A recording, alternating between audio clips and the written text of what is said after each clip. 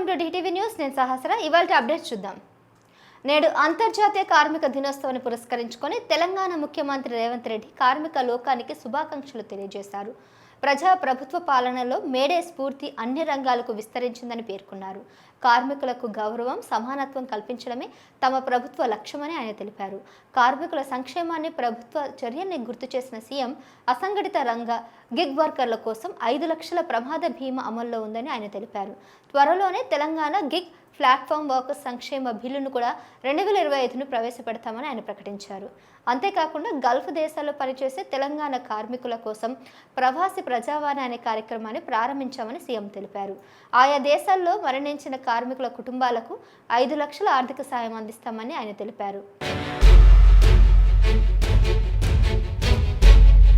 చందనోత్సవం సందర్భంగా సింహాచలం దేవస్థానంలో అపశృతి చోటు చేసుకున్న సంగతి తెలిసిందే.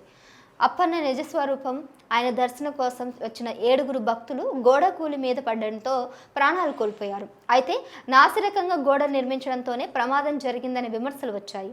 ఈ నేపథ్యంలో ప్రమాద ఘటనపై నిజానిజాలు నిగ్గు తేల్చేందుకు ప్రభుత్వం విచారణ కమిటీని ఏర్పాటు చేసింది. ఈ విచారణ కమిటీ గురువారం ఆలయం వద్ద విచారణ జరిపింది. ఈ సందర్భంగా గోడ నిర్మించిన కాంట్రాక్టర్ షాకింగ్ విషయాలు కూడా వెల్లడించారు.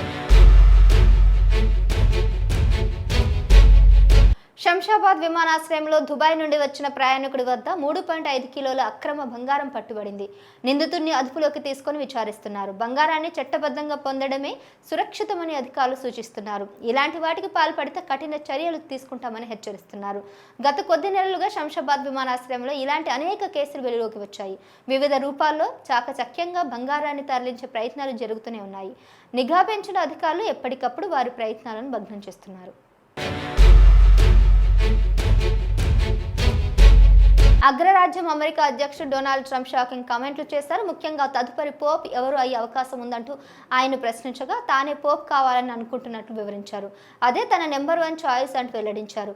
ఇలా ఎవరు ఊహించని విధంగా ట్రంప్ జోక్ చేయడంతో అక్కడి రిపోర్టర్లు అంతా షాక్ అయ్యారు. ఆ తర్వాత తేలుకొని నవ్వుకున్నారు. అయితే ఇందుకు సంబంధించిన వీడియో ప్రస్తుతం నెట్టింట వైరల్గా మారింది.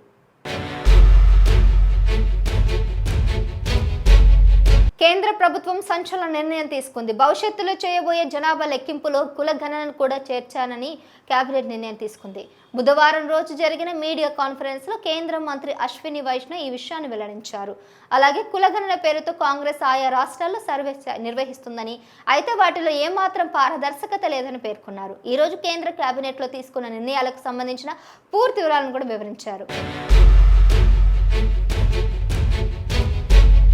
కశ్మీర్లోని పహల్గామ్లో తీవ్రవాదులు జరిపిన కాల్పుల్లో 26 మంది చనిపోయారు. ఈ ఘటన జరిగిన వెంటనే భద్రతా బలగాలు కాశ్మీర్ను జల్లెడ పట్టడం ప్రారంభించాయి.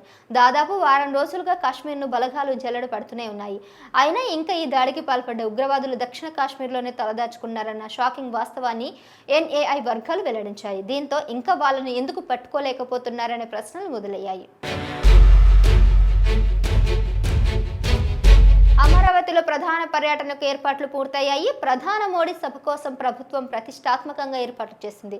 పెద్ద సంఖ్యలో సభకు జనం హాజరు కానున్నారు. అమరావతి పనుల రీలాంచ్ కోసం జరిగే ఈ సభ నుంచి ప్రధాని పలు శంకుస్థాపన చేయనున్నారు. కాగా ప్రభుత్వం ఈ సభ కోసం పలువురు ప్రముఖులను ఆహ్వానించింది. మెగాస్టార్ చిరంజీవిని ప్రత్యేక అతిథిగా ఆహ్వానించారు.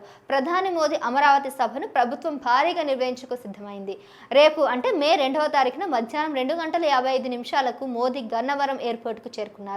ఈ సందర్భంగా గన్నవరం విమానాశ్రయంలో మోదీకి మంత్రులు, కూటమి నేతలు స్వాగతం పలుకనున్నారు. గన్నవరం ఎయిర్పోర్టు నుంచి హెలికాప్టర్ ద్వారా మధ్యాహ్నం 3:15 వెలగపూడి సచివాలయం వద్ద ఉన్న హెలిప్యాడ్కు పీఎం చేరుకుంటారు. హెలిప్యాడ్ వద్ద ప్రధాని మోదీకి ముఖ్యమంత్రి చంద్రబాబు, డిప్యూటీ సీఎం పవన్ కళ్యాణ్ స్వాగతం పలుకనున్నారు. మధ్యాహ్నం 3:30 సభాస్థలికి చేరుకొని అమరావతి పునఃప్రారంభ కార్యక్రమంలో ప్రధాని పాల్గొనున్నారు. తెలుగు యంగ్ హీరోలో నాని కూడా ఒకరు. నాని క్రేజ్ గురించి కొత్తగా చెప్పాల్సిన పని లేదు. ముఖ్యంగా ఫ్యామిలీ ఆడియన్స్లో నానికి విపరీతమైన పాపులారిటీ ఉంది.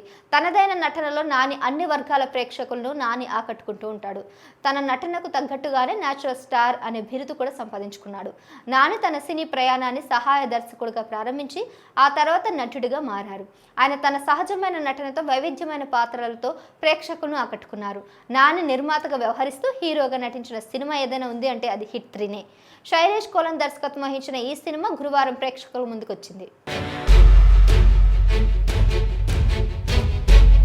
ఇది వాటి అప్డేట్స్. మరిన్ని అప్డేట్స్ కోసం కీప్ వాచింగ్ డిటివి న్యూస్.